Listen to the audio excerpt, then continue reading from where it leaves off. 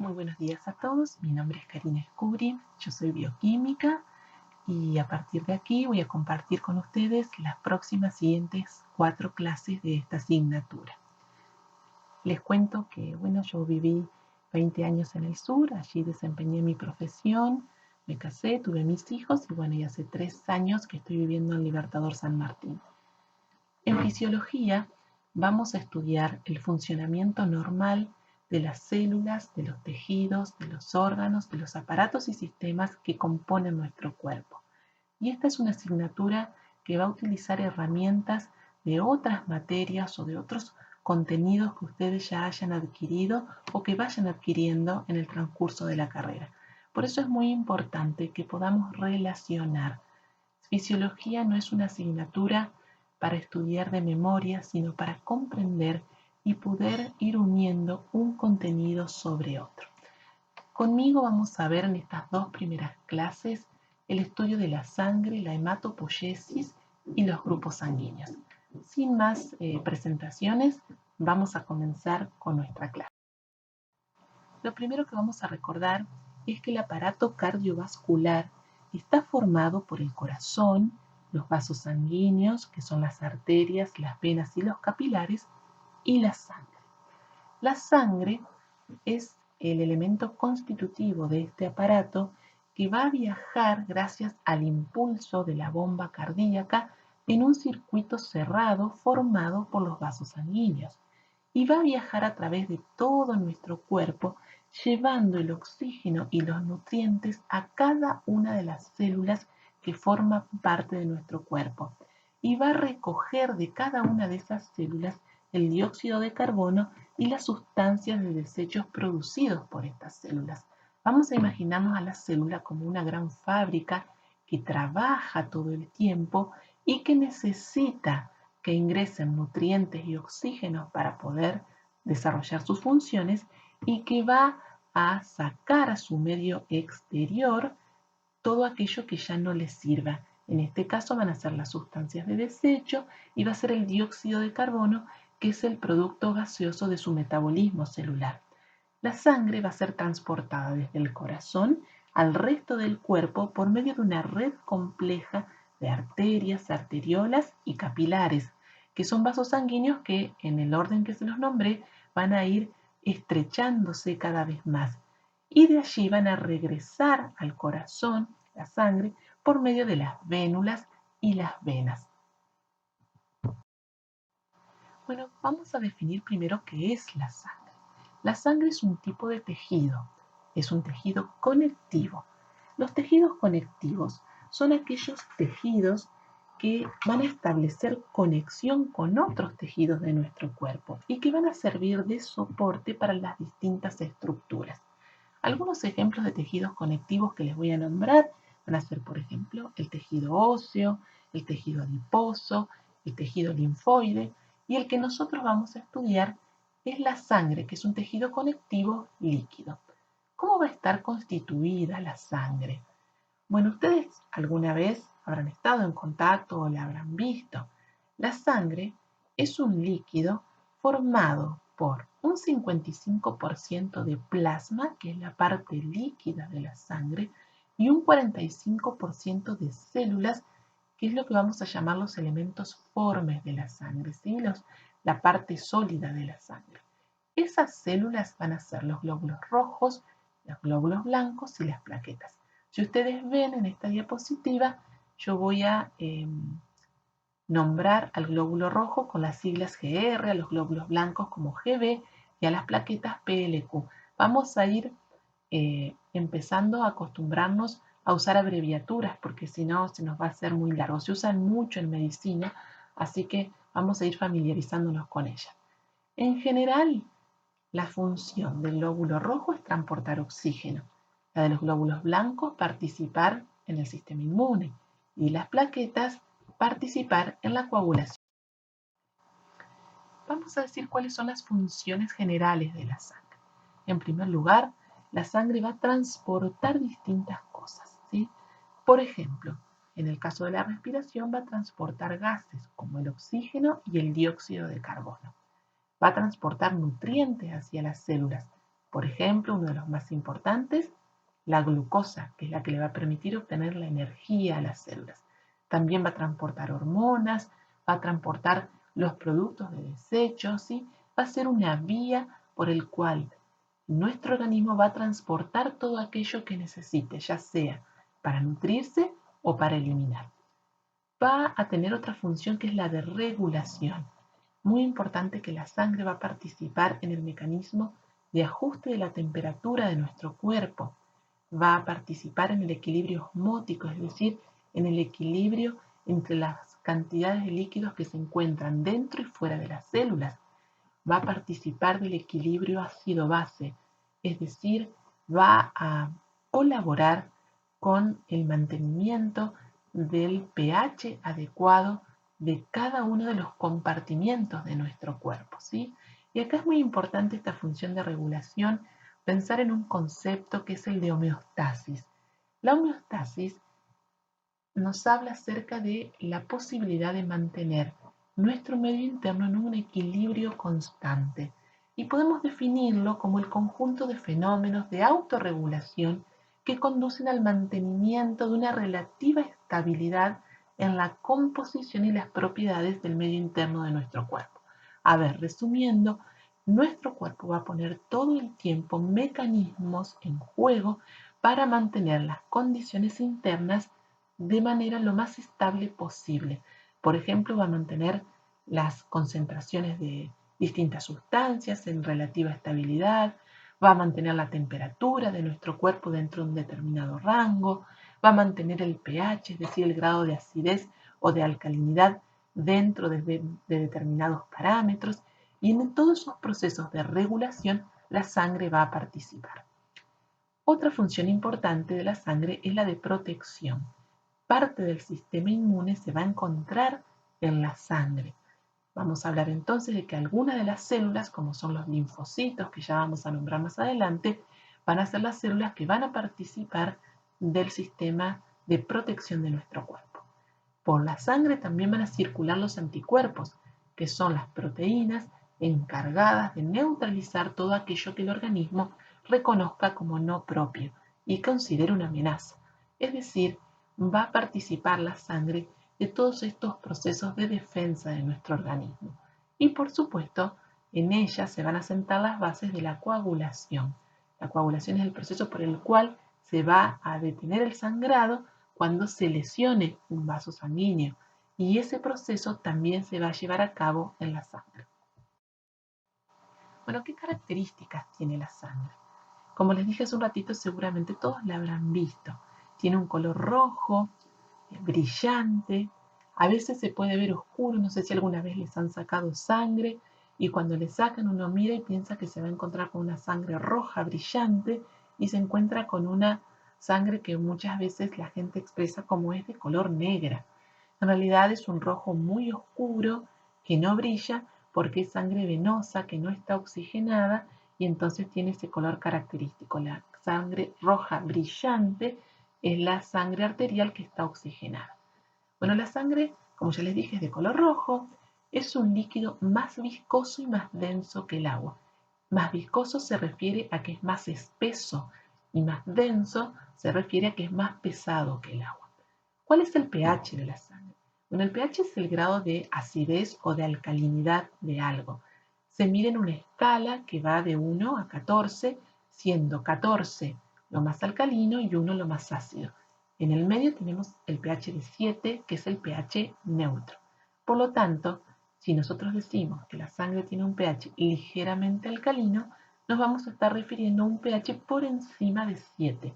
En este caso, la sangre va a mantener siempre un pH que va a oscilar entre 7.35 y 7.45. Ese sería el pH fisiológico normal de la sangre. Bueno, ¿qué volumen de sangre tiene una persona? En un hombre adulto vamos a tener aproximadamente entre 5 y 6 litros de sangre y en una mujer adulta entre 5 litros. Si nosotros tomáramos un tubo de ensayo y colocáramos un volumen de sangre y lo colocáramos dentro de una centrífuga, que es un equipo que hay en los laboratorios similar a lo que sería un secarropas, de esos que tenemos en la casa, vamos a ver que la fuerza centrífuga va a hacer que se depositen en la parte inferior del tubo de ensayo los elementos formes, es decir, las células, y en la parte superior nos quede la parte líquida. Esa parte líquida que se va a ver de color amarilla, translúcida, es lo que conocemos como plasma y es la matriz extracelular, es decir, lo que está fuera de las células de la sangre, cuya base es agua, por eso decimos que es acuosa y que contiene muchas sustancias disueltas. El plasma va a constituir el 55% de la sangre.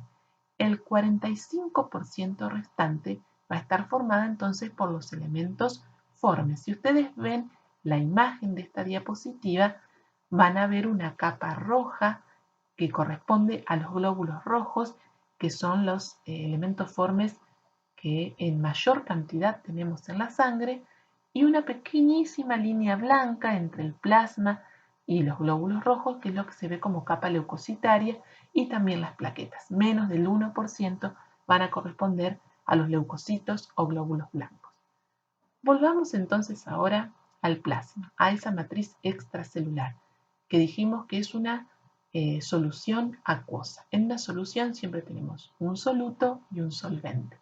El solvente es el que se encuentra en mayor cantidad y el soluto en menor proporción. Bueno, el solvente en este caso va a ser el agua. El 91,5% del plasma es agua. Solamente el 8,5% van a ser los solutos o sustancias disueltas en ese plasma. ¿Cuáles pueden ser esos solutos disueltos en el plasma? En primer lugar, vamos a tener proteínas. Entre ellas vamos a nombrar la más importante o la que se encuentra en una cantidad mayor, que es la albúmina. También vamos a tener las globulinas, que son los anticuerpos, el fibrinógeno, que es una proteína que va a participar en la coagulación sanguínea.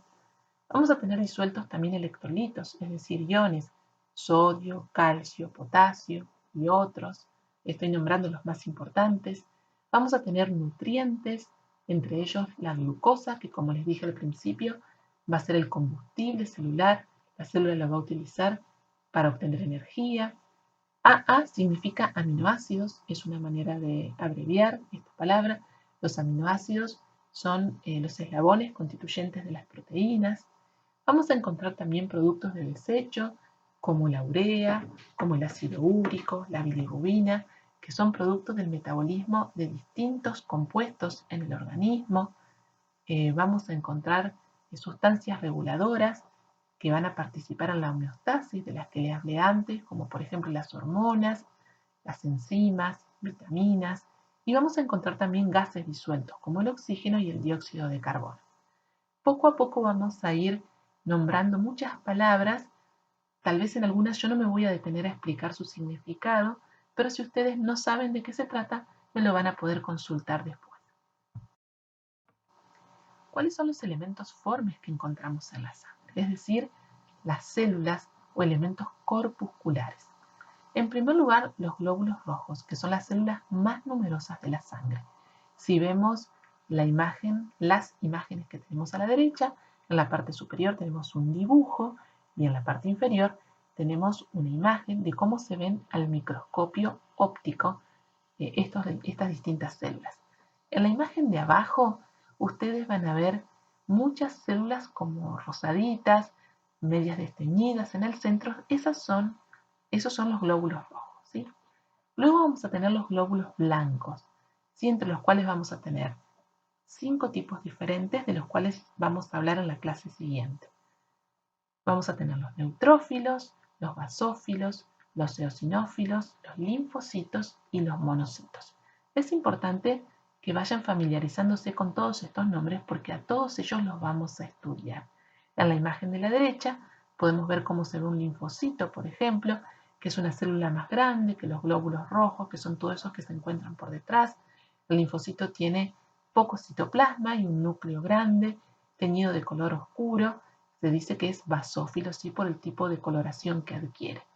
Vamos a ver, por ejemplo, la célula que se encuentra abajo del linfocito. Es una célula grande, que tiene un citoplasma más grande. Si bien tiene un núcleo grande, la célula en general es de mayor tamaño, ¿sí?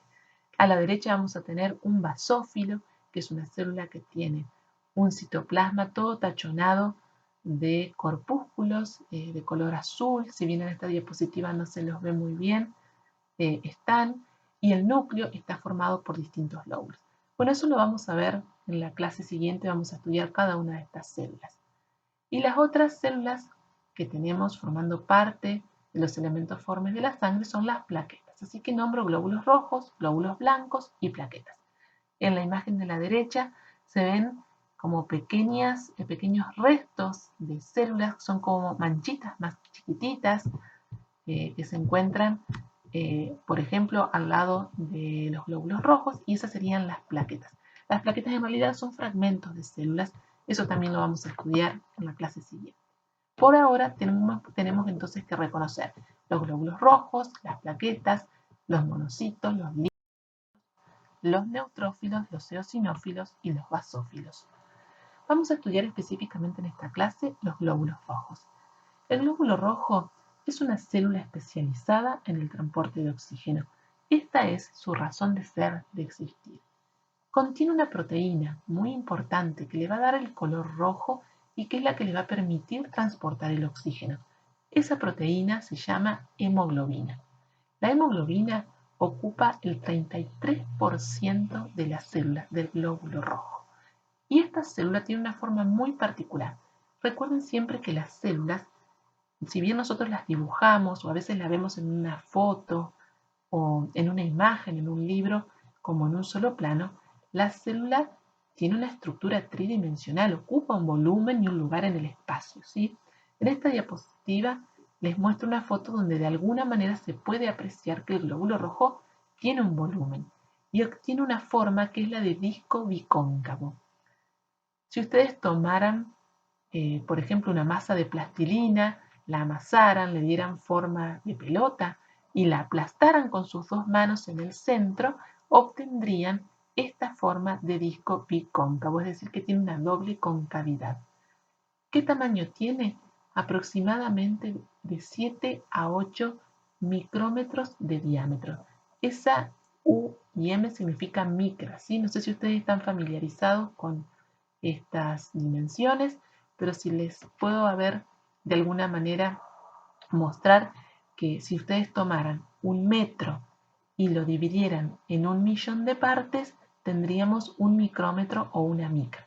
Bueno, ese metro dividido en 1.000.000 de partes, que es una micra, si nosotros tomamos entre 7 y 8 de esos pedacitos, tendríamos el diámetro de un glóbulo rojo.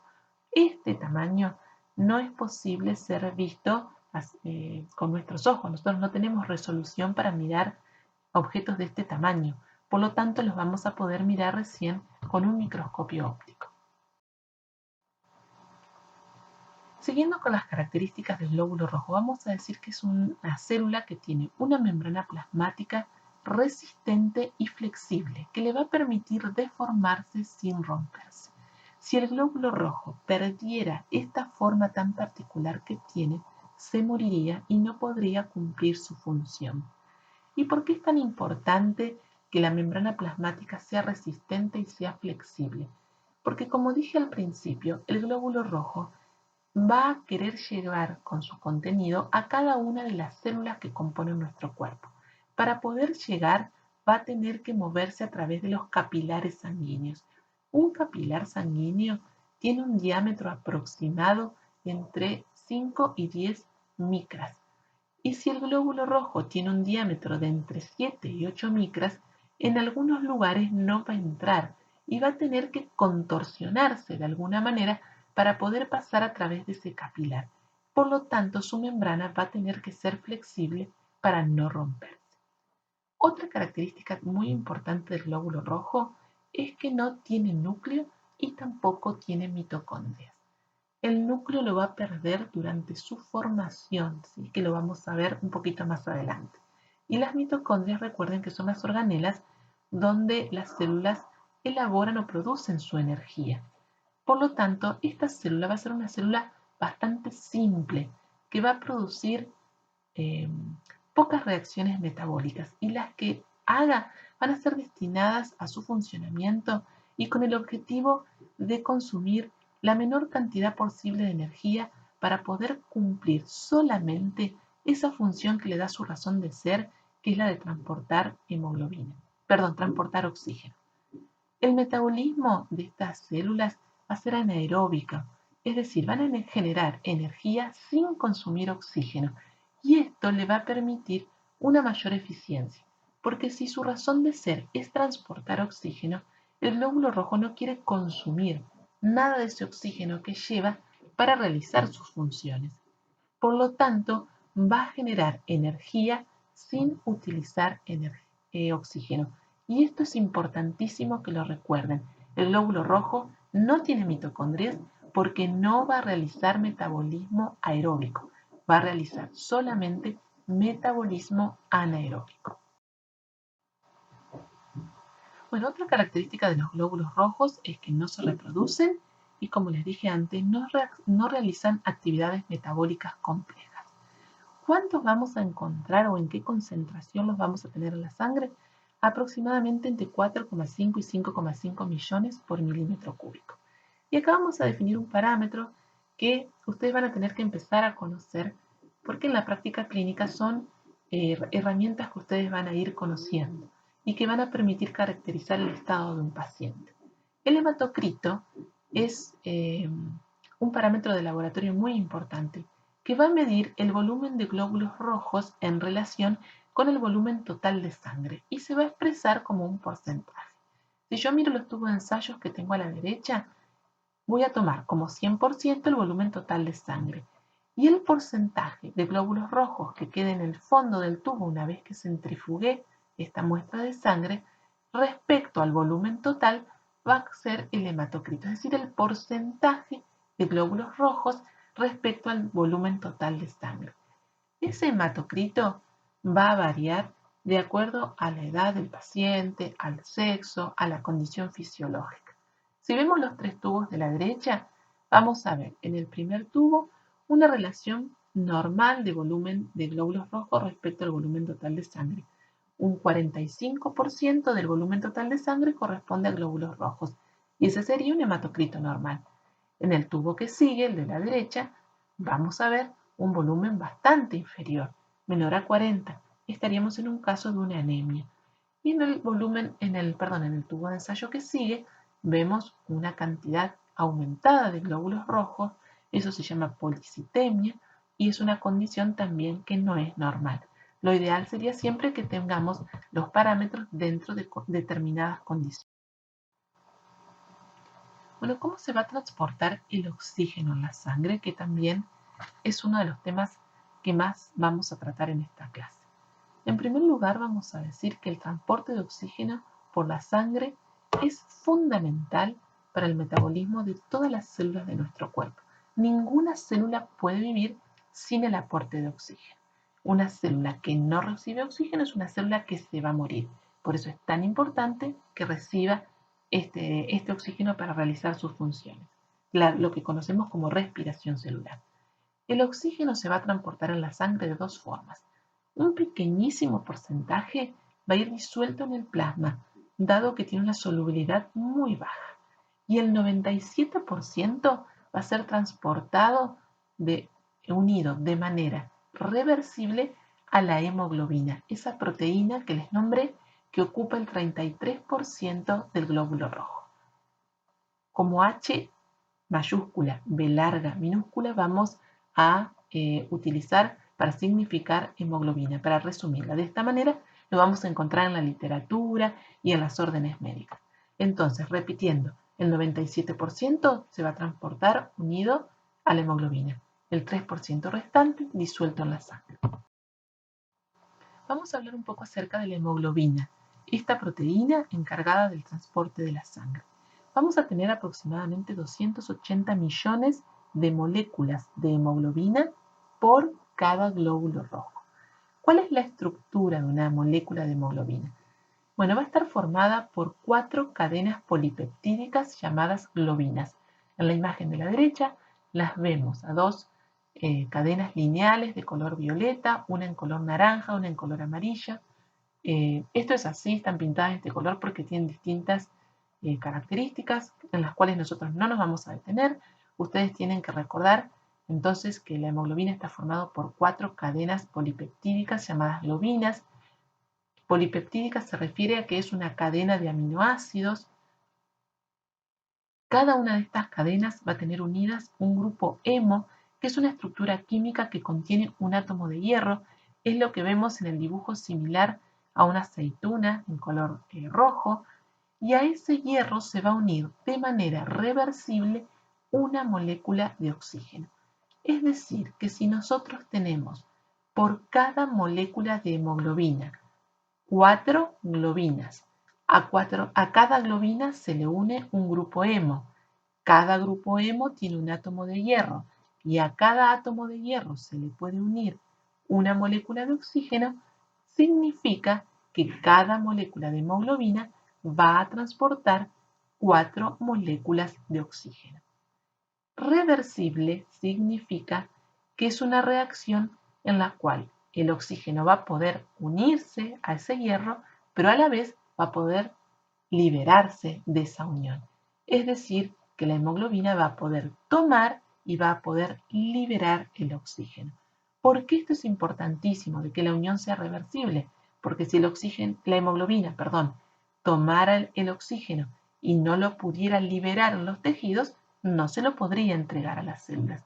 De esta manera, la hemoglobina toma el oxígeno que viene de la respiración y lo va a liberar a las células en los tejidos.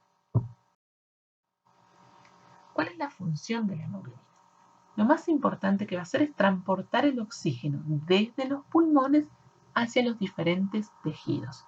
En los capilares, la hemoglobina va a liberar el oxígeno y esta va a difundir al líquido intersticial y luego va a ingresar a la célula. Pero en el mismo lugar que libera el oxígeno, la hemoglobina va a tomar el dióxido de carbono, que es otro gas producto del metabolismo celular, y lo va a unir ya no al hierro, sino que lo va a unir a los aminoácidos de las cadenas de globinas.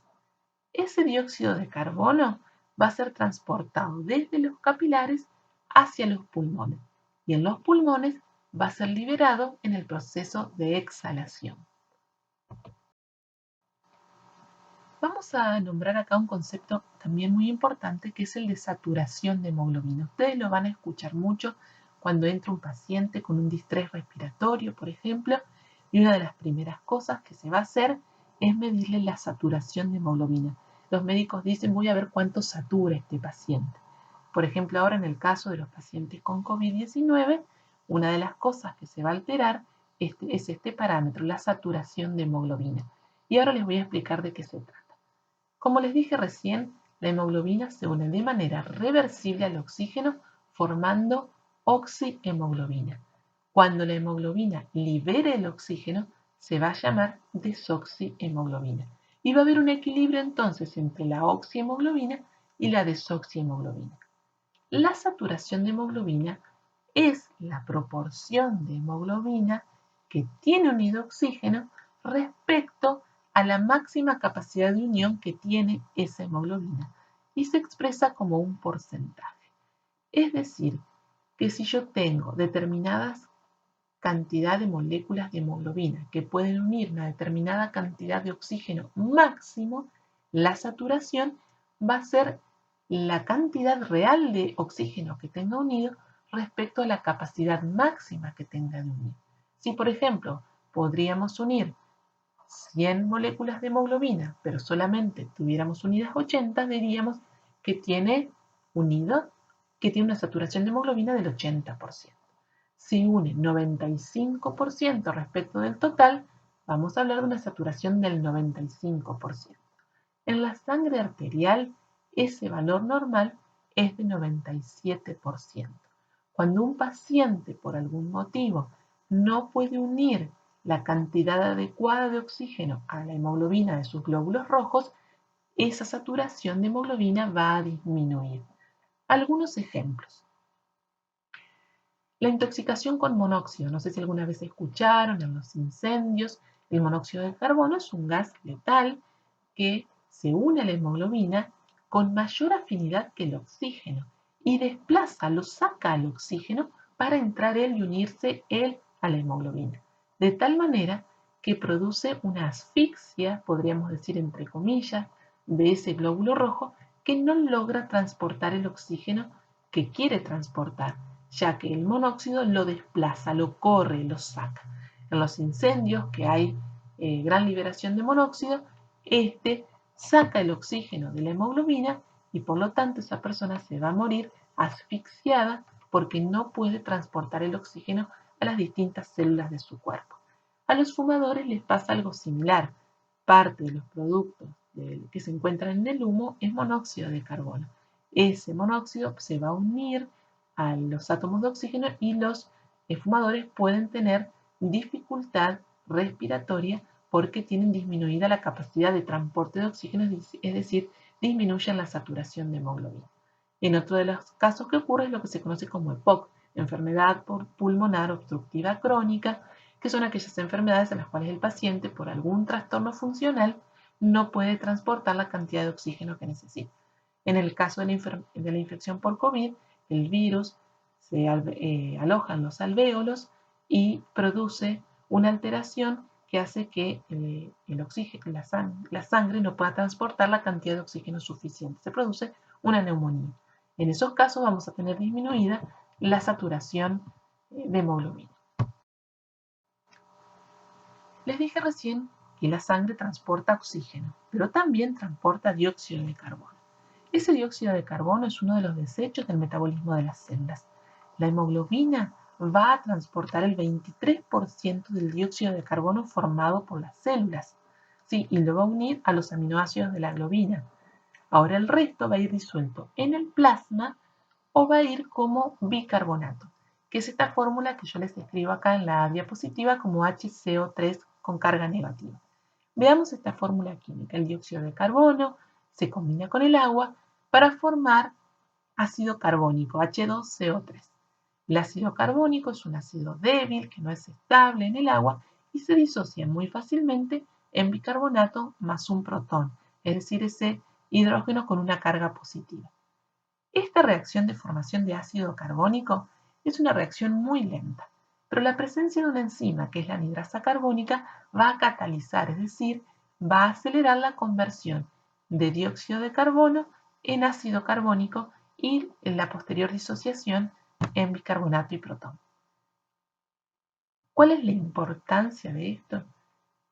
Hay dos cosas trascendentes que debemos recordar. La formación del bicarbonato permite transportar en la sangre el 70% del dióxido de carbono producido en las células. Y este bicarbonato es el principal sistema amortiguador del pH sanguíneo. La sangre, como les dije hoy, tiene distintas funciones y entre ellas una es la de regular el pH sanguíneo, es decir, mantenerlo dentro de determinados límites. Recuerdan que les dije que el pH es entre 7,35 y 7,45. Bueno, cada vez que ingrese, por ejemplo, una sustancia muy ácida a la sangre, el bicarbonato va a neutralizar esa acidez y va a mantener el pH dentro de estos límites establecidos. De la misma manera, si entraran sustancias alcalinas, el protón iría a neutralizar de alguna manera ese aumento de la alcalinidad. Cuando el bicarbonato llegue a la zona de los pulmones, nuevamente se va a formar ácido carbónico, el ácido carbónico se va a transformar en agua y dióxido de carbono, y este dióxido de carbono va a ser eliminado a través de la respiración. Quiere decir, si ustedes ven en la fórmula que le escribí, hay flechas hacia ambos lados, lo que indica que esta reacción es reversible. Así que muy importante recordar que el bicarbonato es el sistema principal que tiene la sangre para amortiguar, es decir, para disminuir el impacto de los cambios de pH. Entonces, el 23% del dióxido de carbono va a ser transportado unido a la hemoglobina. El 70% va a ser como bicarbonato. Y el resto que queda, que es solamente un 7%, va a ser transportado de manera libre disuelto en el plasma. Vamos a ver ahora dónde se forman los glóbulos rojos y cuál es su ciclo de vida. Un glóbulo rojo vive aproximadamente 120 días cumpliendo su función. Como les dije, los glóbulos rojos no se reproducen. Se producen, cumplen su función y luego mueren. ¿Sí? ¿Dónde se van a formar? En la médula ósea roja. Los glóbulos rojos van a envejecer y se van a desgastar al cumplir su función y sobre todo al deformarse en los capilares sanguíneos. Eso va a ir agregándole años de vida, digamos, al glóbulo rojo. Los glóbulos rojos van a ir siendo lisados, es decir, destruidos, y van a ser retenidos de la circulación y destruidos por los macrófagos que se encuentran en el vaso y en el hígado. Los macrófagos son un tipo de glóbulo blanco que se encargan de comer, como si fueran los Pac-Man, de comer todos aquellos restos celulares, detritus, restos de metabolismo que puedan encontrar. Son los que van a limpiar todo aquello que nos sirva, ¿sí? Y una de las cosas que van a hacer es destruir parte de lo que va quedando de los glóbulos rojos que se van destruyendo. Algunos de los desechos de los glóbulos rojos pueden ser reciclados para distintos procesos metabólicos, entre ellos la formación de nuevos glóbulos rojos. Hasta acá nada más les voy a explicar, sería mucho más complejo explicar el ciclo de vida, pero ustedes tienen que recordar entonces que se forman en la médula ósea roja, que viven 120 días, que son destruidos y fagocitados por los macrófagos y que el cementerio, digamos, donde van a morir, son sobre todo el vaso y también el hígado. Bueno, como les venía diciendo, el proceso de hematopoiesis es el proceso por el cual se van a desarrollar o se van a formar las células que componen la sangre. Se va a desarrollar en distintos lugares de acuerdo al momento. Antes del nacimiento, mientras el bebé está en gestación, este proceso se desarrolla en el saco vitelino, luego en el hígado, en el vaso, en el timo y en distintos órganos linfáticos fetales. Pero en los 3 meses previos al nacimiento, después de que ocurra el nacimiento y durante todo el resto de la vida, la hematopoiesis ocurre en la médula ósea roja. La médula ósea roja es un tejido altamente vascularizado, es decir, con muchos vasos sanguíneos y que se encuentra localizado en el tejido esponjoso de los huesos planos, como son el esternón, las vértebras, las pelvis y las costillas. Es un proceso que consiste en lo siguiente. Van a ocurrir sucesivas divisiones celulares, es decir, una detrás de otra, que van a ir originando células que son cada vez más diferenciadas. El ciclo va a comenzar con una célula altamente indiferenciada, pero con gran capacidad de proliferar, y va a terminar en una célula muy diferenciada con baja o nula capacidad de proliferación. Y ahora voy a este trabalenguas. La proliferación es el proceso de crecimiento o multiplicación de las células que forman un tejido y se lleva a cabo mediante la reproducción celular. En cambio, la diferenciación es el proceso mediante el cual una célula se especializa, es decir, que adquiere ciertas capacidades, desarrolla ciertas funciones y deja de cumplir otras. De esta manera entendemos el concepto de que si bien todas las células de nuestro cuerpo tienen la misma información genética, no todas las células son iguales, porque cada una se especializa o se diferencia para cumplir una determinada función. La célula más especializada que tenemos en nuestro cuerpo es la neurona, ¿sí? Entonces, volviendo al concepto anterior, la hematopoiesis va a partir de una célula que es altamente indiferenciada, no cumple un rol específico, ¿sí? Pero tiene una gran capacidad de proliferar, empieza a sufrir muchas divisiones celulares y a crecer. Esas células hijas que van apareciendo progresivamente comienzan a diferenciarse, es decir, van adquiriendo ciertas capacidades, hasta llegar al último estadio en el cual son altamente especializadas, es decir, una de esas células es glóbulo rojo, otra es glóbulo blanco, otra es plaqueta, cada una con su rol diferente, pero ya es una célula que tiene escasa o nula capacidad de proliferación, es decir, de reproducirse, como es el caso del glóbulo rojo. El glóbulo rojo comienza a partir de una célula altamente indiferenciada, pero cuando esa célula se va dividiendo, y adquiriendo ciertas capacidades, cuando llega a formar el glóbulo rojo, esta última célula ya no va a poder reproducirse. Ya logramos el objetivo, que era obtener una célula de determinada función.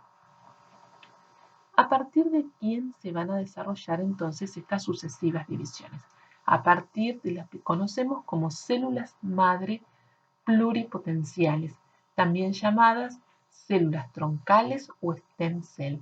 A partir de ellas se desarrollan todas las células sanguíneas y van a tener capacidad de diferenciarse en distintos tipos celulares de acuerdo al estímulo que van recibiendo. Es decir, que se reproducen y proliferan siguiendo un determinado camino en virtud de un estímulo químico que van a recibir. Yo no les voy a nombrar acá cómo se llaman esos distintos estimuladores, porque sería ahondar más en un tema que me parece que no era necesario, pero sí sepan esto, que de acuerdo al estímulo que reciben, se van a ir formando las distintas líneas celulares.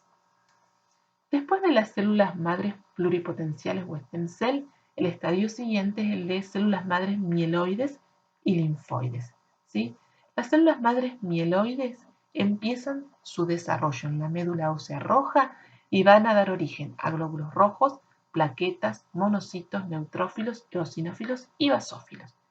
Y las células madres linfoides empiezan su desarrollo en la médula ósea, pero lo van a completar en los ganglios linfáticos y van a dar origen a los linfocitos. ¿Sí? Es decir, que todas las células sanguíneas se van a originar de las células madres mieloides. Solamente los linfocitos van a derivar de las células madres linfoides. Después de estas células madres linfoides y mieloides hay otros estadios que yo solamente se los voy a nombrar.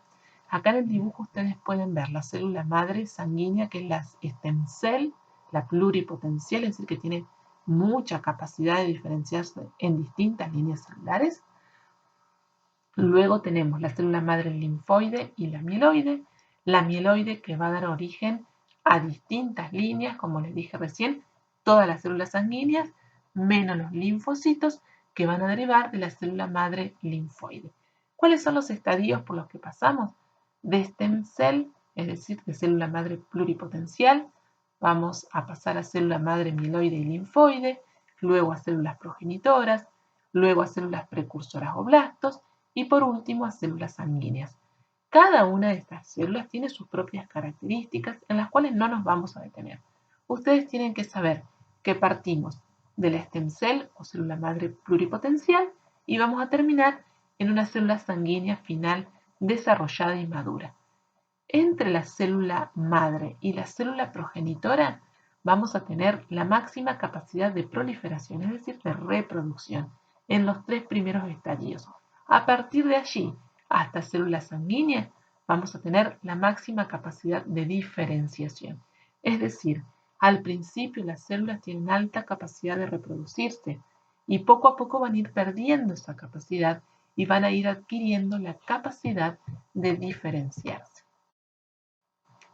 Vamos a hablar ahora específicamente de la eritropoyesis o cómo se forman los glóbulos rojos. Vamos a ahondar un poquitito nada más en esto. Acá a la derecha vemos una imagen de la forma, cuál sería la vista frontal y la vista lateral de un glóbulo rojo. Vamos a decir que se van a formar entonces en la médula ósea roja, que es donde se realiza la eritropoyesis. El precursor, es decir, el último estadio previo a la célula madura, se llama proeritroblasto.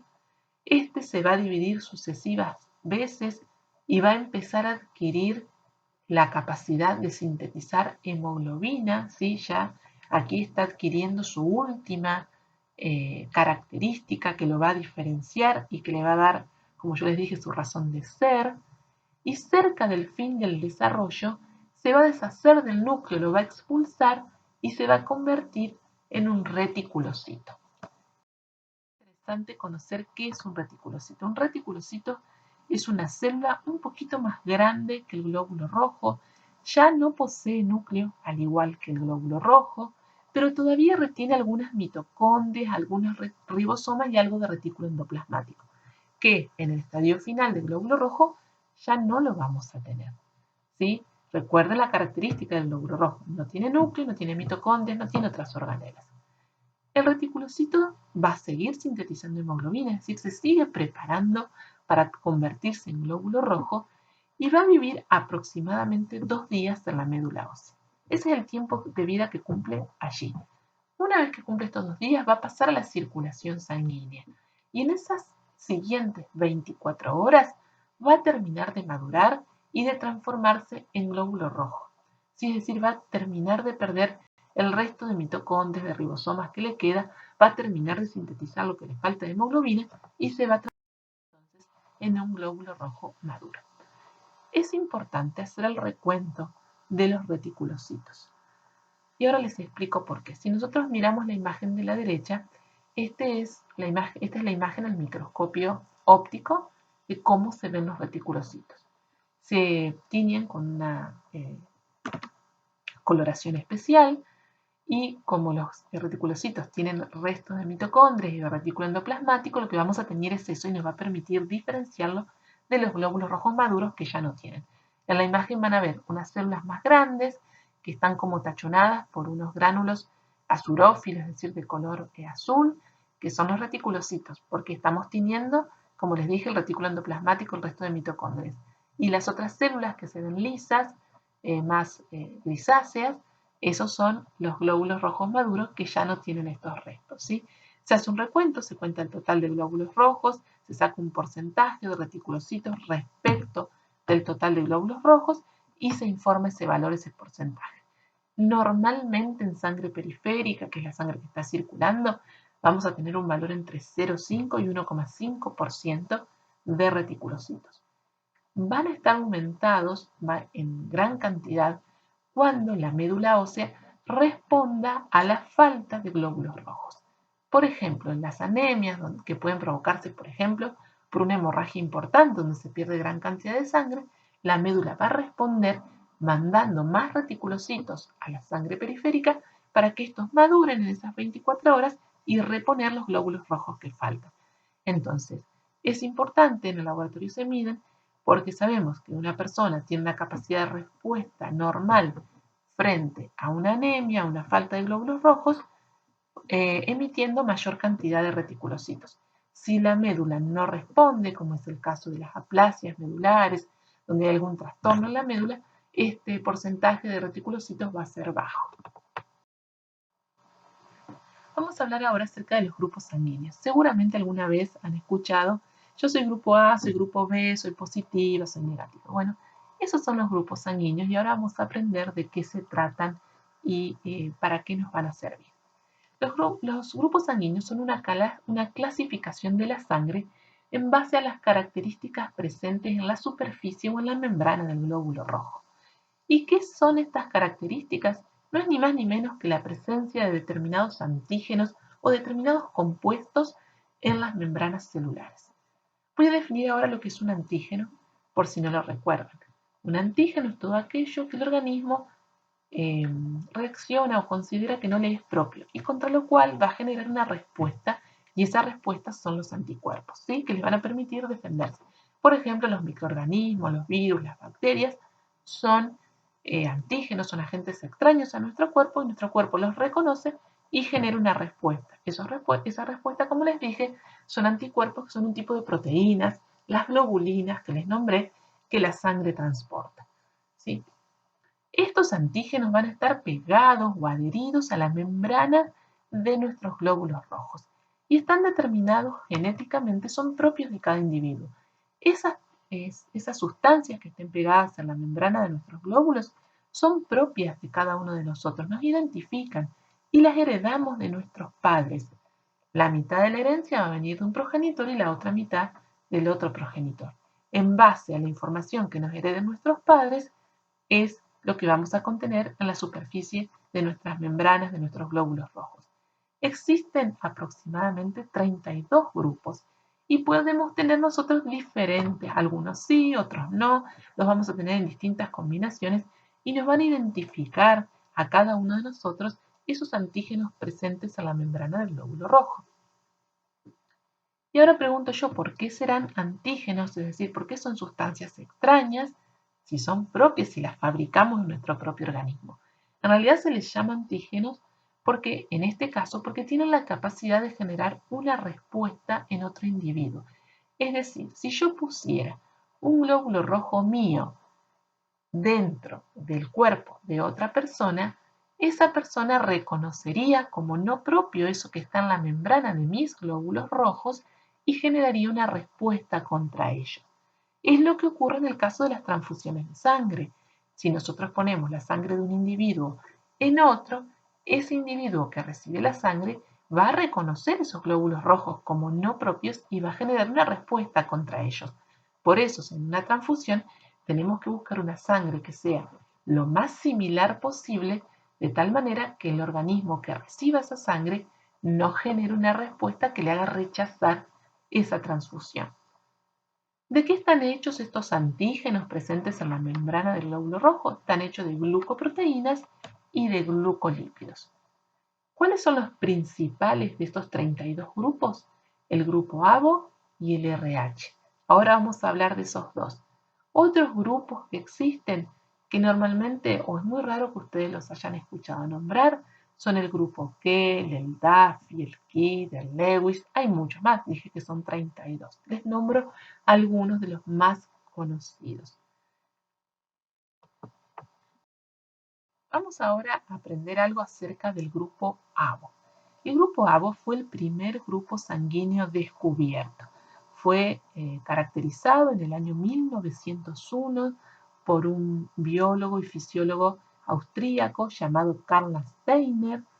¿Qué estaba haciendo este científico? Él en ese tiempo ya se realizaban algunas transfusiones de sangre y lo que ellos veían es que algunas veces la sangre era bien recepcionada por la persona que era transfundida y otras veces se generaba una reacción que le provocaba la muerte al que recibía la transfusión. Y ellos no sabían por qué a veces resultaban las transfusiones y a veces no.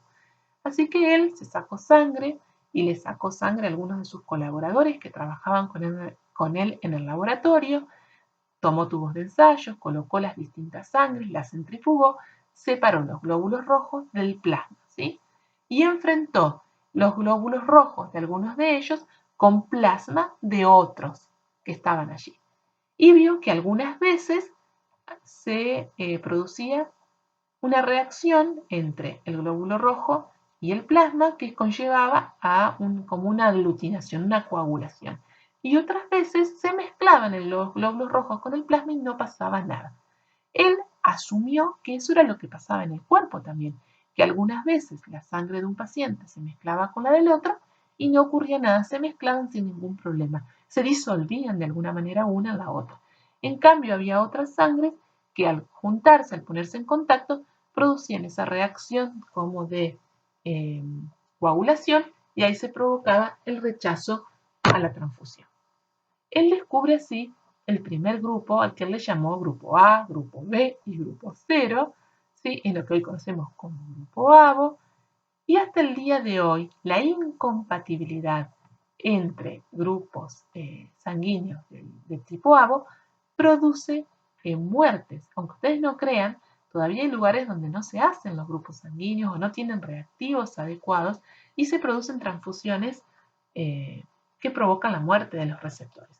O incluso en algunos lugares hay errores en la caracterización de la sangre, se le pone una sangre, supongamos que es A, pero en realidad es B, y entonces se produce un error en la transfusión y una reacción que se llama reacción hemolítica posttransfusional, es lo que está en las siglas ahí como RHPT, reacción hemolítica posttransfusional, que es una lisis intravascular inmediata y severa que puede provocar la muerte del paciente, es decir, una destrucción dentro de los vasos sanguíneos que es rápida y que es de una característica muy importante que puede llegar a matar, como les dije recién, al receptor.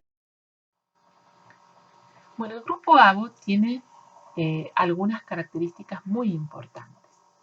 En primer lugar, vamos a decir que está formado por 3 antígenos, el antígeno A, el antígeno B y el antígeno C. Cuando una persona es de grupo A, va a tener en las membranas de sus glóbulos rojos el antígeno A pegado. Cuando es de grupo B, va a tener el antígeno B adherido a su membrana. Y cuando es de grupo 0, no tiene ni el antígeno A ni el antígeno B. También existe el grupo AB, son aquellas personas que tienen tanto el antígeno A como el antígeno B en sus membranas celulares. ¿Qué características tiene este grupo? Que es el único sistema de grupo sanguíneo en el que existen los anticuerpos naturales. Y acá voy a definir dos tipos de anticuerpos: los anticuerpos naturales y los anticuerpos. Los anticuerpos naturales son aquellos que se generan sin exposición previa. A ver, yo dije al principio que un antígeno es una sustancia que un cuerpo reconoce como no propio y genera una respuesta contra ellos de manera de poder neutralizar eso que está ingresando al cuerpo y que no es de ese organismo. Esa respuesta que genera es la de un anticuerpo, es una proteína, ¿sí? Eso sería exponer. Yo me encuentro, por ejemplo, con un microorganismo y mi cuerpo reacciona fabricando un anticuerpo específico contra eso que no conozco. Eso sería una exposición. Y ese es el caso de los haloanticuerpos, anticuerpos que se generan habiéndome expuesto a eso que no conozco. Ahora, los anticuerpos naturales son aquellos que se generan naturalmente, sin haber estado en contacto con eso extraño.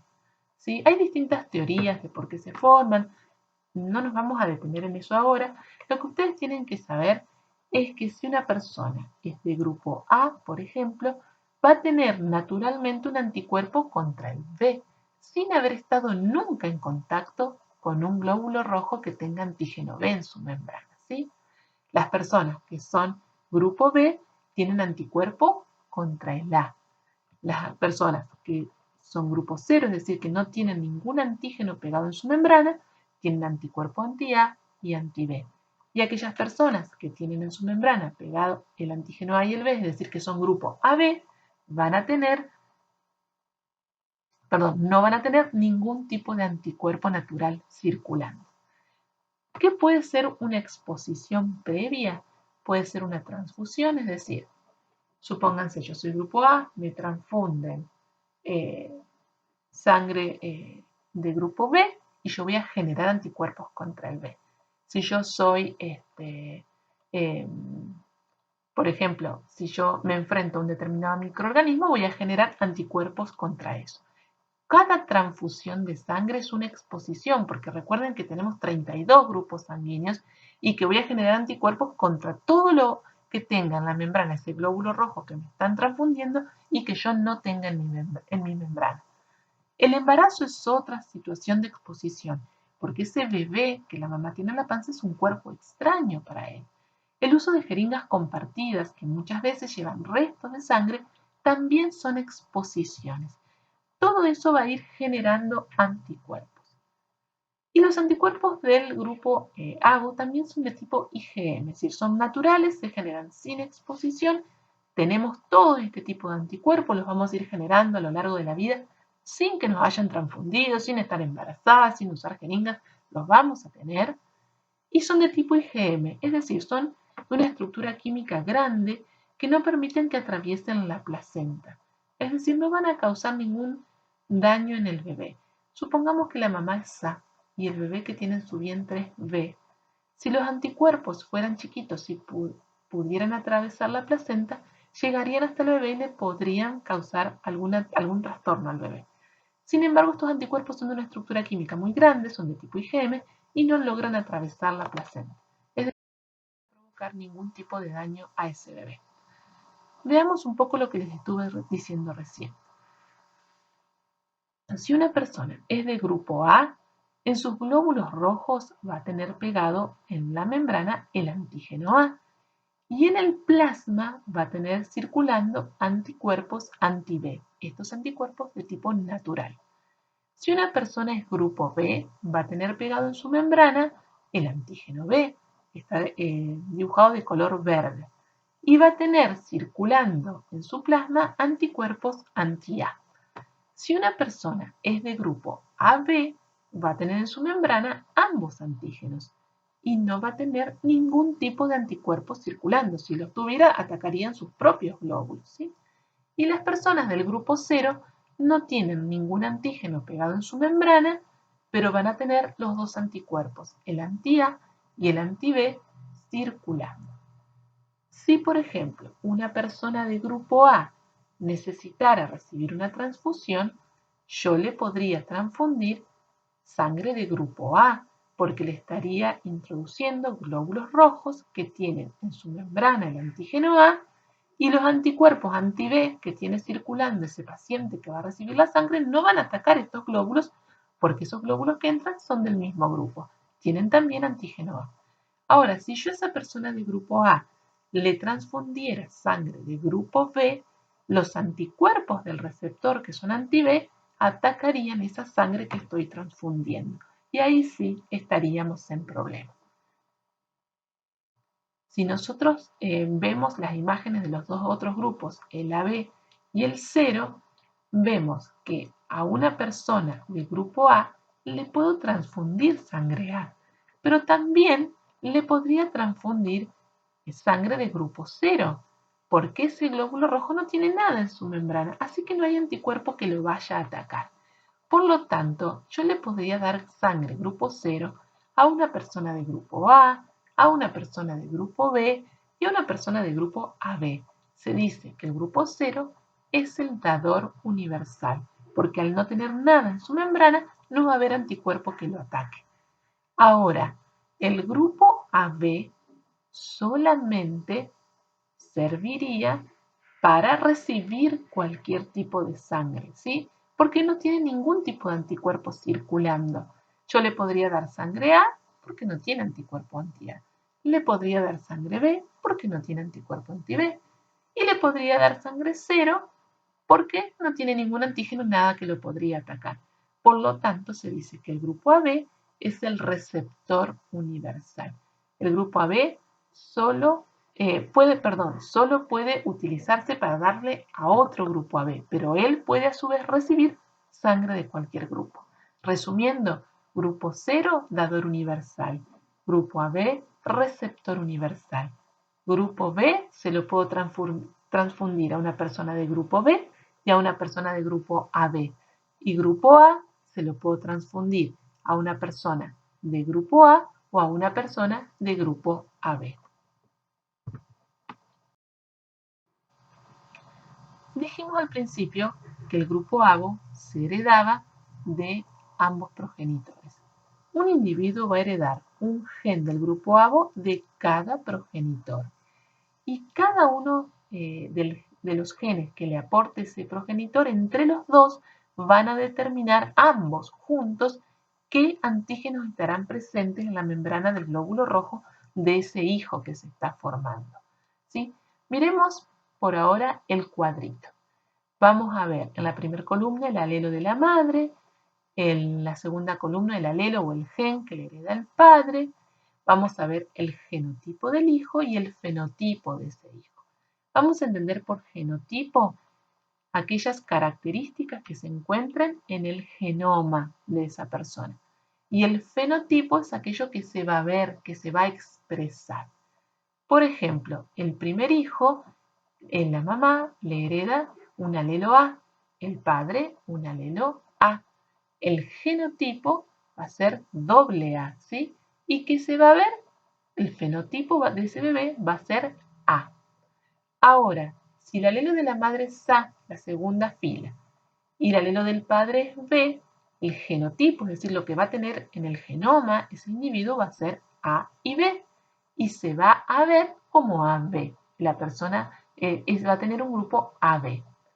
En el tercer caso vemos el alelo de la madre es A, el alelo del padre es 0, el genotipo es A0 y el fenotipo, es decir, lo que se ve, lo que va a ver en la membrana del glóbulo rojo, es antígeno A. Por lo tanto, ese hijo va a ser grupo A. De esta manera decimos que la expresión de la herencia del grupo ABO es codominante, es decir, que se expresan todos los que están presentes, ninguno tapa al otro. En el caso del segundo hijo, que es AB, se están expresando los dos, tanto el alelo de la madre como el alelo del padre. Por eso el hijo es AB. En el primer caso, el hijo es A, porque se expresa lo de ambos. Como ambos tienen lo mismo, bueno, lo que se ve es grupo A.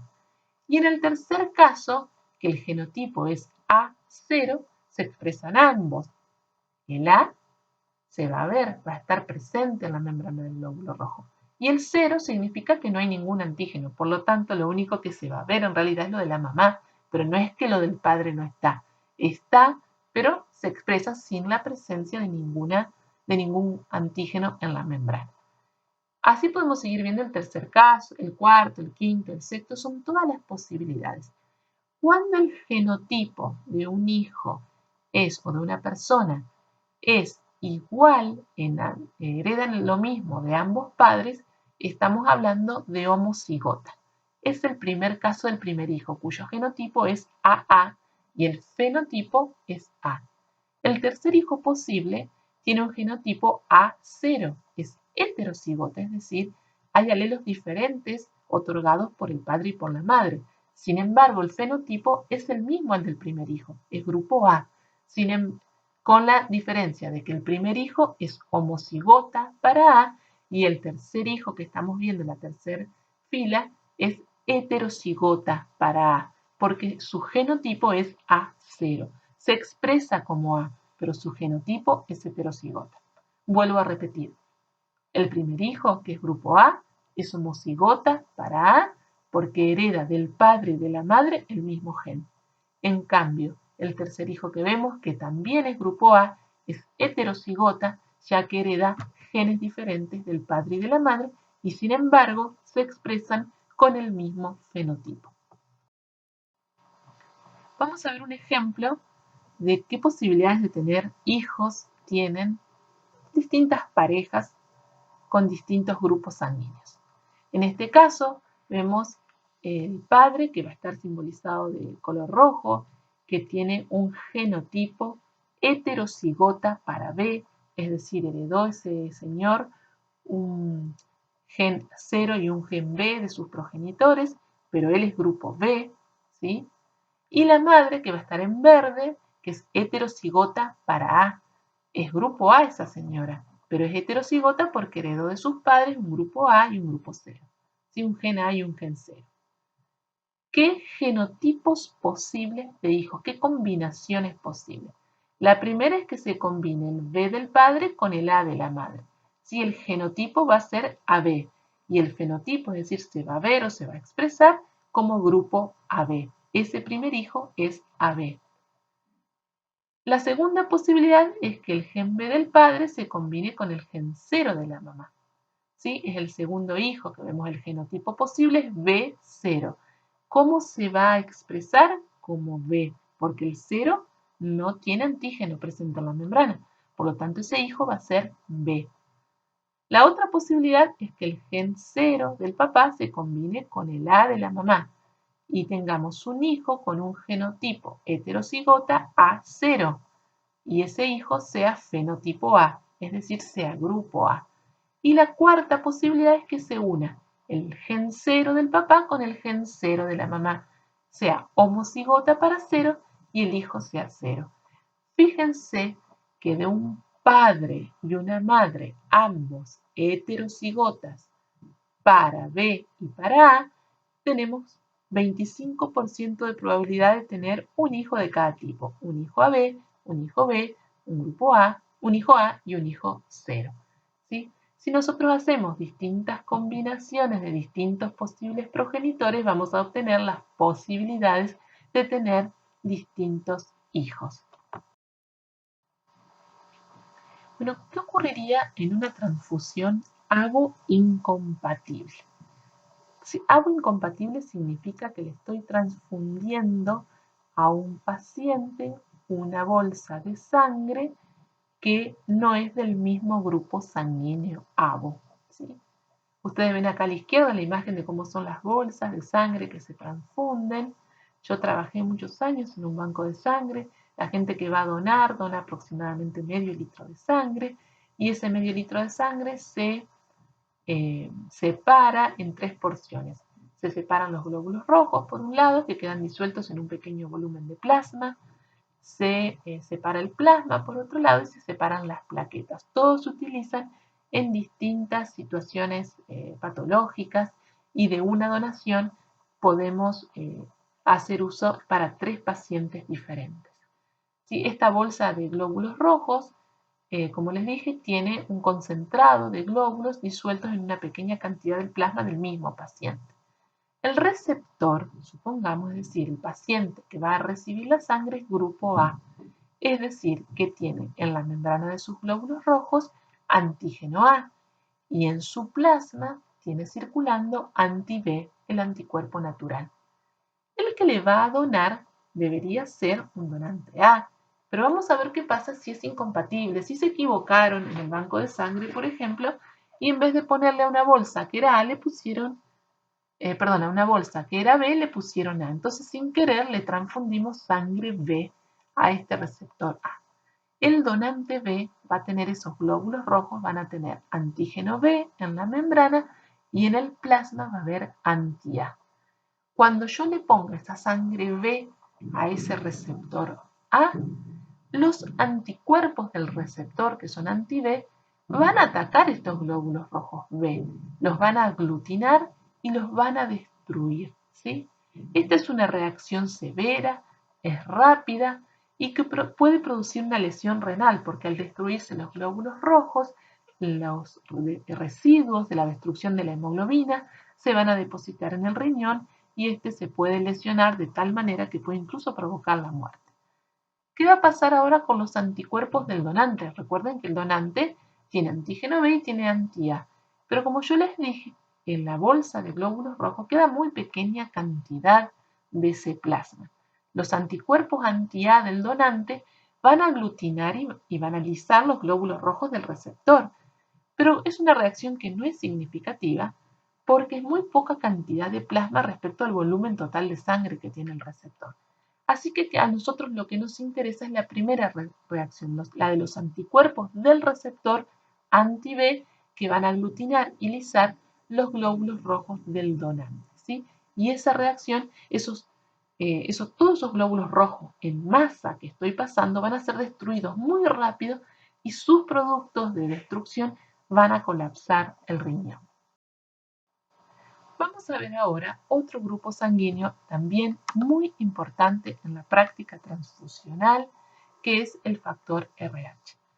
Y no sé si lo dije antes, pero estos dos grupos son los de mayor importancia clínica, el ABO y el RH, porque son los que generan anticuerpos de mayor significancia clínica, ¿sí? Es decir, que provocan reacciones más severas.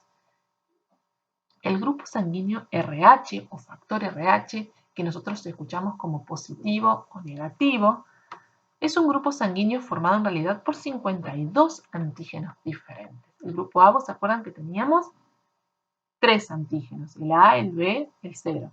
Si en cambio acá tenemos 52 antígenos. Todos generan anticuerpos de importancia clínica, pero los más importantes, los que van a generar anticuerpos que más van a lisar o destruir los glóbulos rojos, son el B grande, C grande, E grande, C minúscula y E minúscula.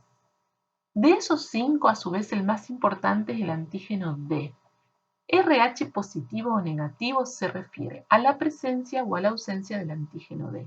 Si nosotros tenemos en la membrana de nuestro glóbulo rojo el antígeno D, somos RH positivo. Y si no lo tenemos, somos RH negativo. Es presencia o ausencia. ¿Está o no está? Si está, soy RH positivo. Si no lo está, RH negativo. Este grupo sanguíneo fue descubierto también por Steiner junto con un colaborador, con Wiener, en el año 1940. Estos antígenos se encuentran presentes solo en la membrana del glóbulo rojo. Yo me olvidé de decir hoy que los antígenos del grupo ABO no solo se encuentran presentes en los glóbulos rojos, sino también en otras células del cuerpo.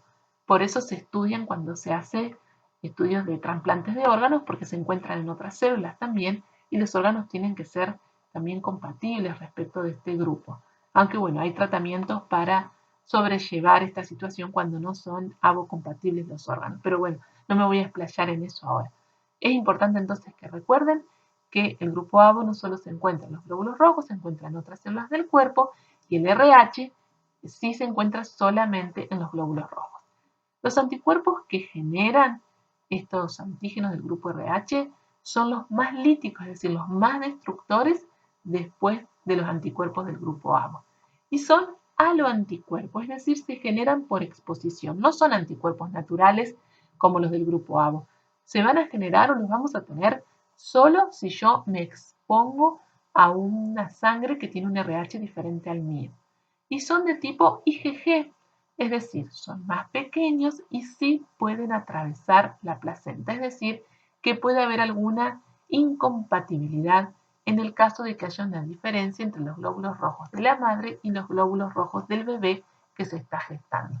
Es decir, van a atravesar la placenta, como dije recién, y van a producir incompatibilidad. ¿Cómo se hereda el grupo RH? Bueno, la herencia es igual en el grupo ABO en el sentido de que va a ser de origen paterno y materno. Se va a componer de dos genes, uno del padre y uno de la madre.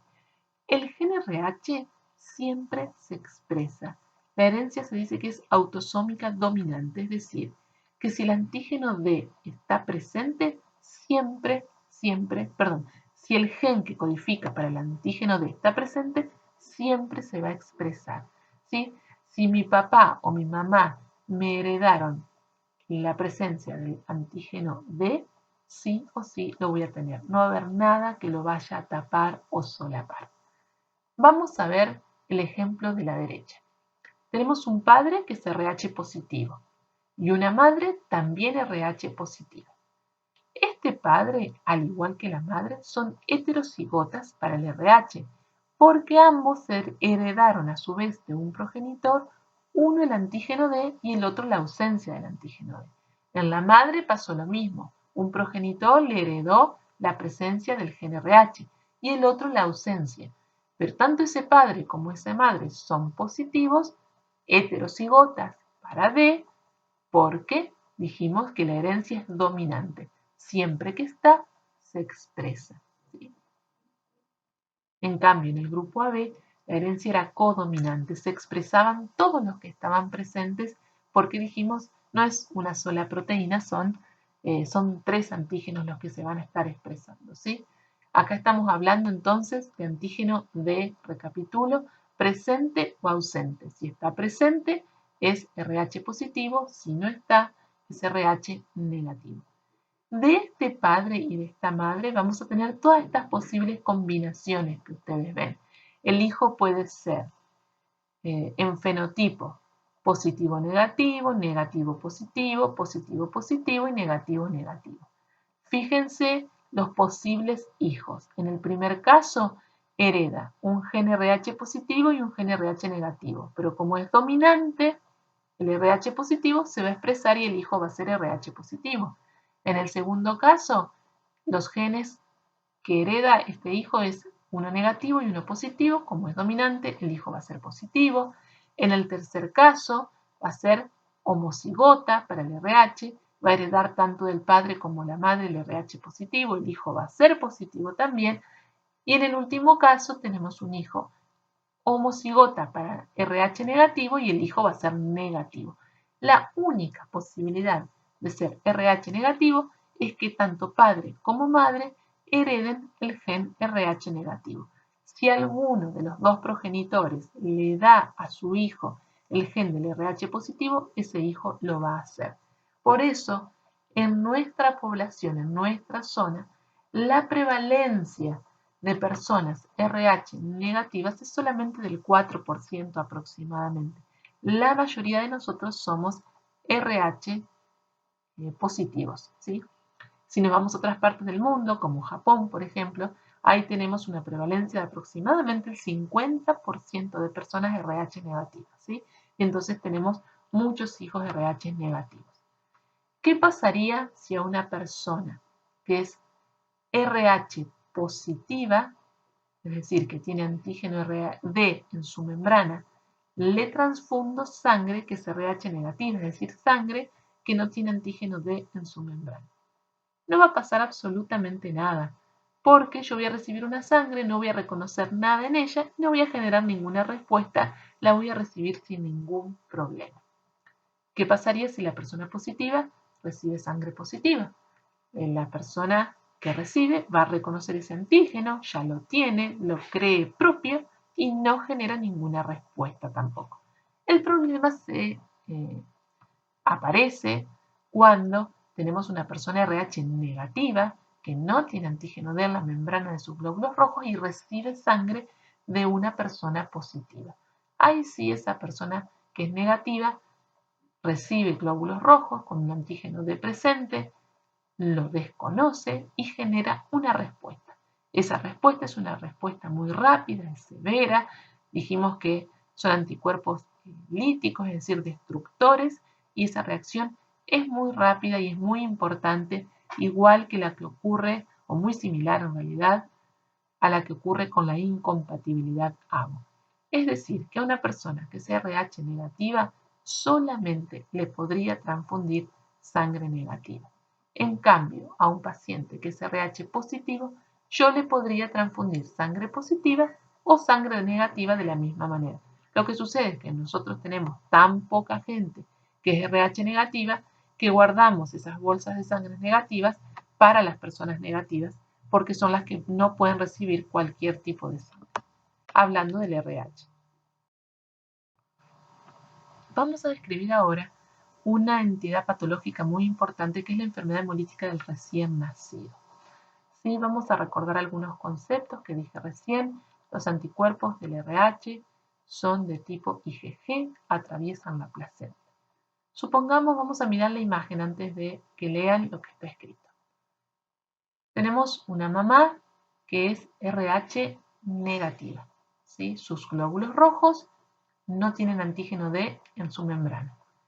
Se embaraza de un hombre que es RH positivo. Ese hijo tiene dos posibilidades, o ser positivo o ser negativo. Mientras el bebé está en el vientre materno, prácticamente no hay contacto de la sangre del bebé con la sangre de la mamá. Recién durante el parto, ya sea de manera natural o a través de una cesárea, que parte de los glóbulos rojos del bebé van a entrar en contacto con los glóbulos rojos de la mamá, recién en ese evento.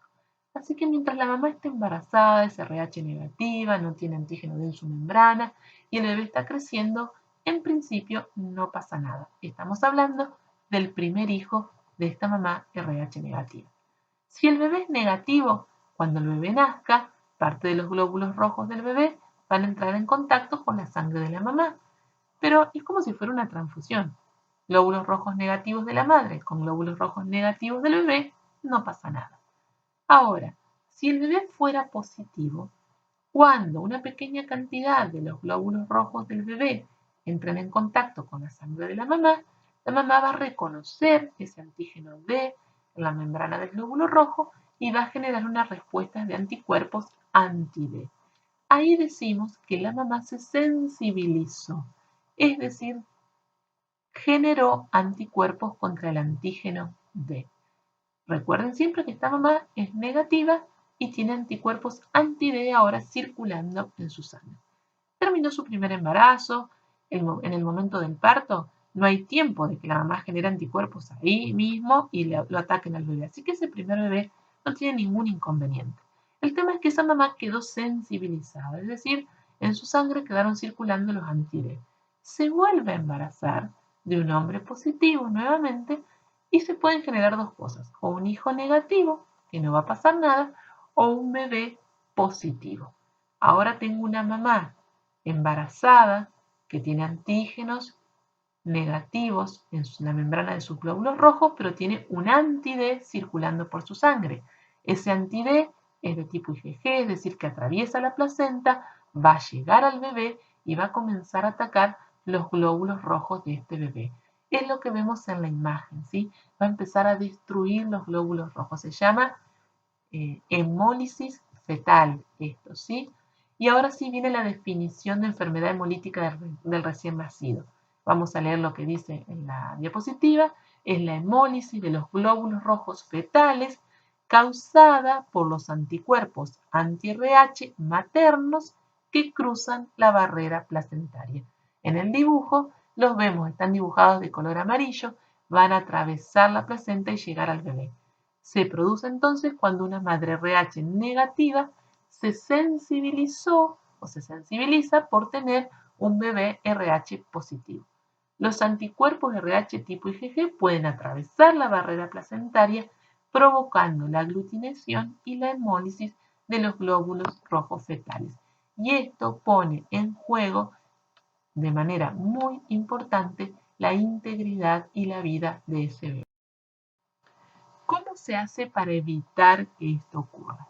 Lo que hay que hacer es cuando una mamá se embaraza, lo primero que va a hacer el médico es pedirle un grupo sanguíneo a ella y al papá del bebé en el caso de que ella sea negativa. Si la mamá es positiva, no importa qué grupo tenga el papá porque no va a generar anticuerpos, ¿sí? Que puedan destruir o que puedan alterar la sangre del bebé. Ahora, si la mamá es negativa, es la que tiene chance de sensibilizarse y generar anticuerpos contra un posible bebé RH positivo. Entonces, lo que siempre se hace es agrupar a la mamá. Conociendo el grupo, si es RH negativa, es una mamá que voy a controlar muy de cerca. Si va a tener su primer bebé, cuando nazca su primer bebé, le voy a hacer el grupo sanguíneo. Si el bebé que nació es negativo, no hay ningún problema, pero si el bebé es positivo, lo que tengo que hacer es vacunar a esa mamá para evitar que genere los anti-D en ese primer parto. ¿Y qué hago para evitar que genere los anti-D? Le voy a colocar un volumen importante de gamma globulina anti-D, es decir, de anticuerpos anti-D que yo tenga, de tal manera de neutralizar esos glóbulos rojos RH positivos y evitar que la mamá genere una respuesta. Esa gamma globulina o anticuerpos anti-D que coloco tienen una vida útil, en unos días desaparecen de la circulación sanguínea, pero lo que hicieron fue bloquear estos glóbulos rojos del bebé y de esta manera evité que la mamá reconociera o se pusiera en contacto o se diera cuenta de que habían ingresado glóbulos rojos D positivos a su sangre. Entonces ese anticuerpo anti-D aglutina y neutraliza el antígeno D y evita la sensibilización. Se coloca después, inmediatamente después de nacido el parto, de nacido el bebé, en las primeras horas, y también se puede colocar en las horas previas al parto si suponemos que va a haber, que hay una carga importante de glóbulos rojos que pueden ponerse en contacto con la mamá. Y por último, en esta clase vamos a ver el concepto de anemia y las causas más importantes. La anemia es una disminución, de la capacidad de transporte de oxígeno de la sangre. Es decir, algo va a pasar en los glóbulos rojos que no van a poder transportar la cantidad adecuada de oxígeno hacia las células. Esto puede ocurrir porque haya una disminución en el número de glóbulos rojos o porque haya una cantidad disminuida de hemoglobina, es decir, tengo glóbulos rojos en cantidad suficiente, pero no tienen la cantidad de hemoglobina adecuada, o porque haya un defecto en la síntesis o en la estructura de la hemoglobina. En este caso va a estar, pero no va a poder cumplir su función adecuadamente. Bueno, les cuento que había parado por un ratito la grabación, así seguía con unas cosas en mi casa y bueno, y ahora estoy retomando la clase. Estábamos hablando acerca de las anemias y habíamos dicho que era una disminución de la capacidad de transporte de oxígeno en la sangre y que podía deberse a distintos motivos.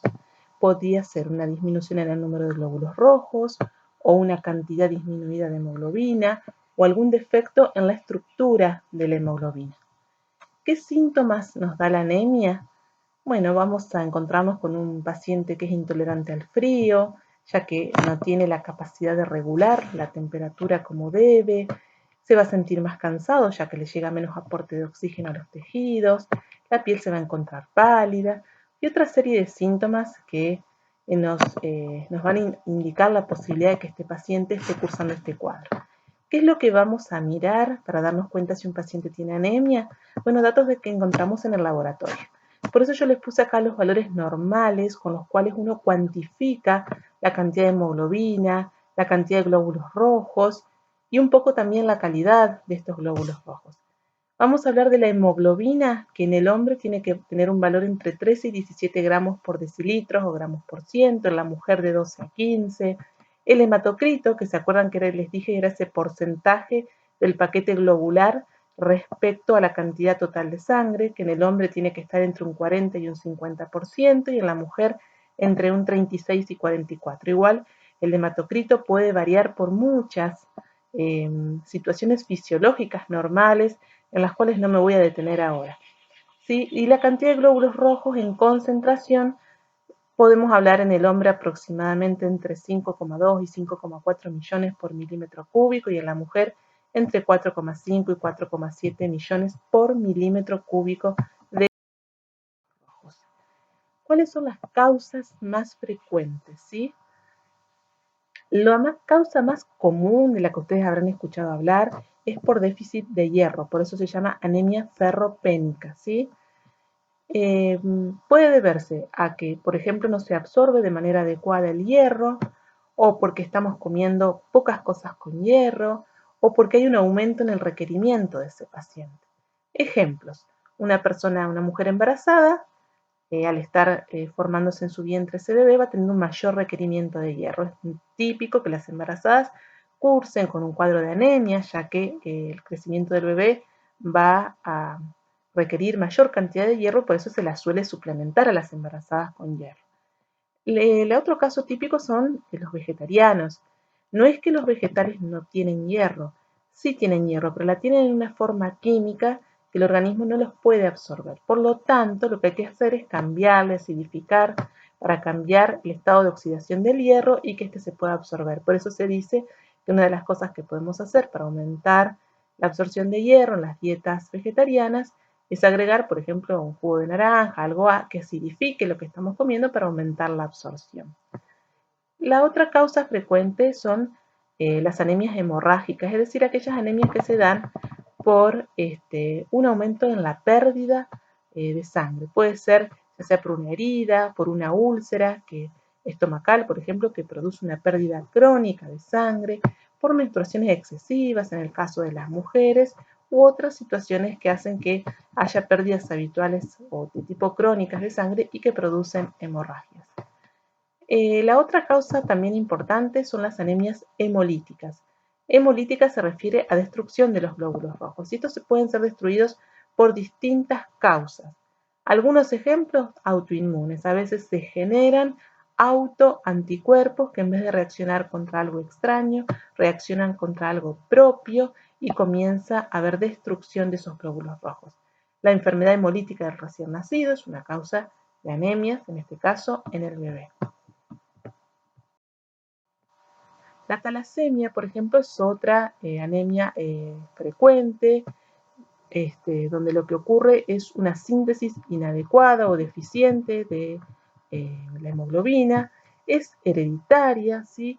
Y los eritrocitos los vamos a ver pequeños, es decir, los glóbulos rojos, ¿no? Los vamos a ver pequeños, pálidos y con una vida media más corta.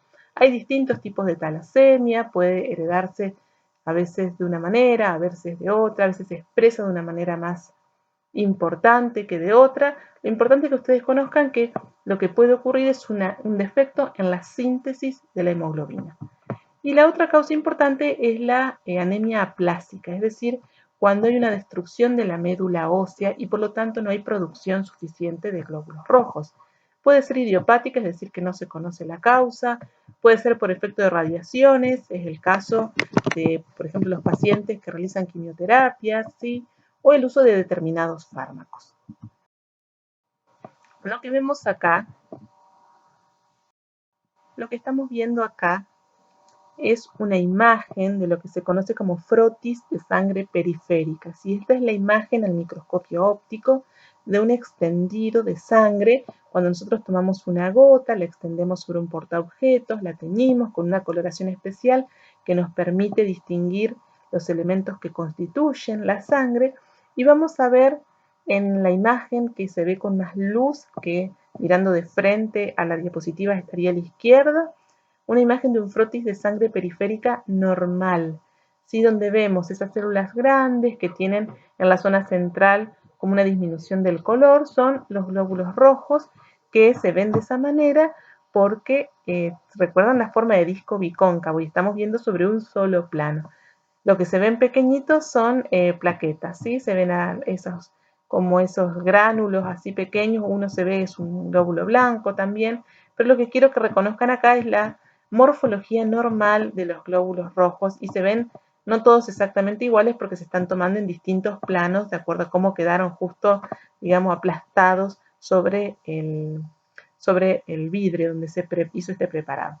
A la derecha vemos un frotis de sangre de un paciente con anemia. Vamos a ver los glóbulos rojos en este caso como más agujereados, algunos parece que tuvieran como una especie de sacabocado, ¿sí? Donde estamos viendo la disminución de la cantidad de hemoglobina. Se pueden ver de otras maneras también, a veces se ven normal pero como más claritos, otras veces toman distintas formas, ¿sí? Que todo tiene que ver con la causa y lo que produzca, si es una deformación en la estructura del glóbulo rojo, o si hay menos cantidad de hemoglobina, en ese caso se van a ver más claros.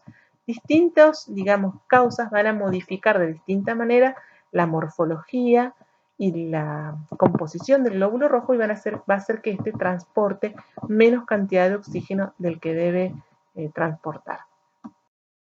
Bueno, a manera de conclusión les dejo dos libros que a mí me gustan para estudiar estos temas. El Tórtora no está de manera digital, voy a tratar de pasárselos, no está en el libro. Y el Tratado de Fisiología Médica de Guyton, ese sí se lo puede encontrar. Bueno, y lo que les pongo acá al final es una evaluación, que son 5 preguntas sencillas que se responden con muy pocas palabras y que es lo que quiero que me envíen. Después les voy a informar a qué correo me lo van a mandar. Con esto yo voy a tener el presente. La otra guía de estudios que yo les mandé es una guía que no deben mandarme. Yo se las mando como dice el título, es una guía para estudiar, con tal vez algunos de los puntos más importantes que ustedes deben recordar. Si ustedes contestan esa guía van a tener de alguna manera un resumen de todo el contenido de la clase, ¿sí? Pero no es para que me lo manden, no les voy a agregar más tareas. Yo les recomiendo que lo hagan siguiendo las diapositivas para que les sea más fácil el proceso de estudiar todo este contenido. Bueno, les deseo mucho éxito y estoy a su disposición.